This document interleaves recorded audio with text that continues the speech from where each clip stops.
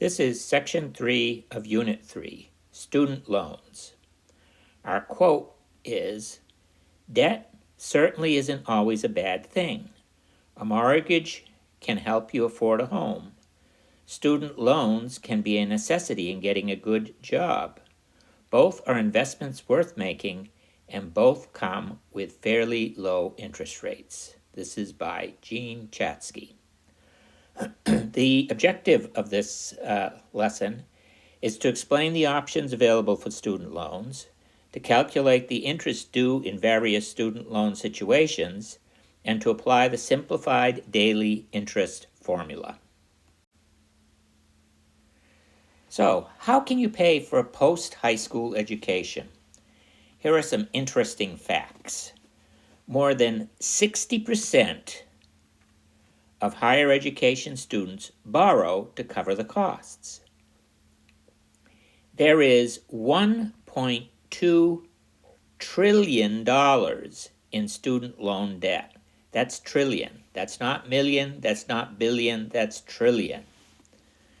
Student loan debt is the second highest household debt. The class of 2015 graduated with average student loan debt of $35,051. And annual costs for college are projected to reach $102,000 for private institutions and $45,000 for public institutions by the year 2033. So how do you go about applying for financial aid to help you? Well, the first thing you must do is fill out the FAFSA form, okay? This is the Free Education for Federal Student Aid form. What it does is it supplies personal and financial data for you and your family, okay? So they're looking to see how much money you have, what your assets are, basically what is your financial situation. Now this is used by federal and some private lending institutions. Now, after filling out the FAFSA, you get a student aid report or a SAR.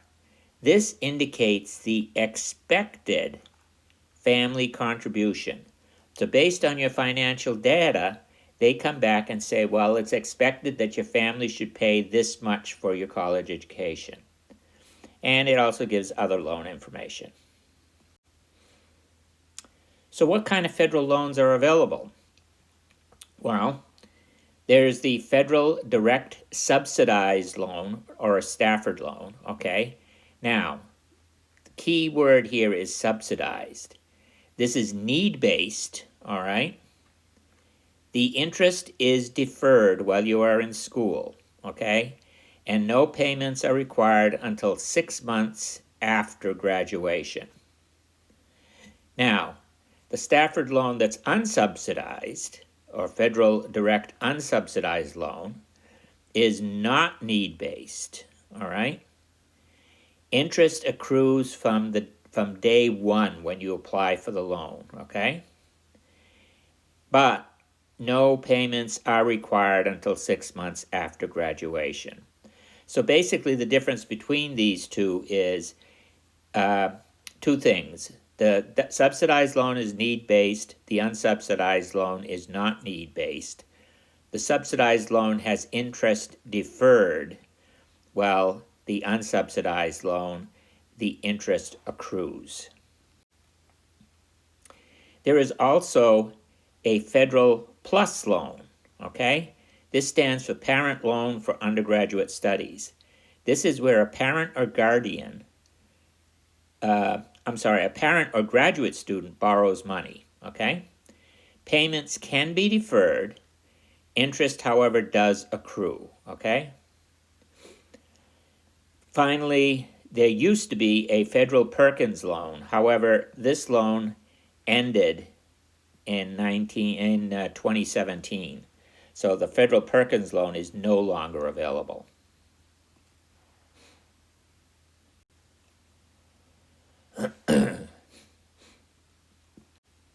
So let's look at an example. I got an example 1 here. As an incoming college freshman, Ariana received a 10-year, $9,100 federal direct unsubsidized loan with an interest rate of 5.05%. She knows that she can begin making loan payments 6 months after graduation, but interest will accrue from the moment the funds are credited to her account. How much interest will accrue while she is still in school and over the 6-month grace period for this freshman year loan? All right, so we're simply going to use this formula, I equals PRT. So the interest is simply equal to the principal, the amount that she borrowed, which in this case was $9,100, times R, the interest rate, which was 5.05%. Remember, we always represent that as a decimal, times the time. Well, that's 4.5 years, because assuming she is at a 4-year college plus the 6-month grace period, which makes it 4.5. So the interest that will accrue while she is still in school is going to be $2,067.98. So now let's look at example 2. This refers to the same person, Ariana. She can elect to defer all her payments during the 4.5-year period. Her loan balance would then be the sum of the amount borrowed and the interest accrued over the 4.5-year non-payment period. Determine the interest she would pay on this loan. Now, as we said, Ariana has deferred all her payments, okay? But interest has still accrued. So the new principal, when she starts paying this off, is going to be the original value of her loan plus the interest that has accrued. So the new principal is going to be $11,167.98. Since that's the principal, that's our P in our monthly payment formula. We know R, that's 5.05%. We know T, which is 10 years. So we plug all those in, and we come out with her monthly payments are $118.73. Her total payments for the whole life of the loan are going to be $14,247.24. If we subtract the original amount of the loan, we get the total interest that she's had to pay for this loan, which is $5,147.24. So let's suppose that Ariana wants to decrease the amount she's going to pay over the life of the loan. So therefore, she's going to decide to pay the interest during her 4 years in school and the 6-month grace period. She won't make any payments on the principal, but she is going to pay off the interest that's accruing during that time. So we now want to know how much she pays in interest over the life of her loan if she does this. Well, we already calculated that she was going to pay $2,067.98, or that's the amount of interest that would accrue over that period. Well, let's say that she pays that interest off, okay? So now after the 6-month grace period, she starts paying off the loan. Well, the principal is still the original amount borrowed, which was $9,100, okay? She's already paid off that interest, so that interest doesn't get added to the principal. The interest rate is 5.05%, and the time is 10 years. So I plug it into my monthly payment formula, and I come out with her monthly payment is $96.74.